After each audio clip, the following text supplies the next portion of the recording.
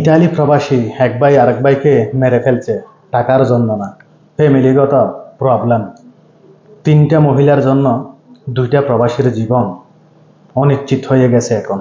একটা হয়তো মরে গিয়ে বেঁচে গেছে, আর একটা পুলিশে নিয়ে যাবে, তাকে ওখানে শেষ করে দেবে। কি লাভ হলো বলেন তো?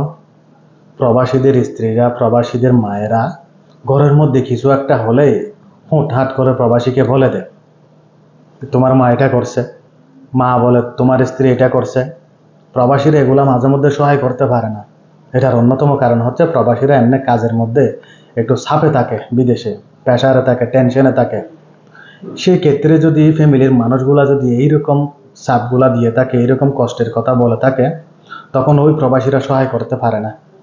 এই প্রবাসী ভাই হয়তো সহায় করতে পারে না, তাই ভাইকে মেরে ফেলছে। মারার পরে ঘরের মধ্যে বলছে, ঘরের মানুষগুলা বিশ্বাস করছে না, তারপর ভিডিও কলে ঘরের মানুষদেরকে দেখাচ্ছে। কি হবে বলেন তো এই প্রবাস জীবন করে?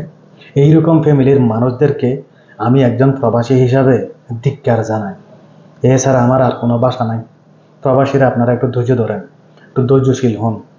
প্রবাসীদের জীবনে যে আনন্দ হয় এই নারীর কারণে হয়। প্রবাসীদের জীবনে যে কষ্ট হয় এই নারীর কারণে হয়। প্রবাসীদের জীবনে যে সুখ, শান্তি, আনন্দ সব কিছু কিন্তু নারীর কারণে হয়।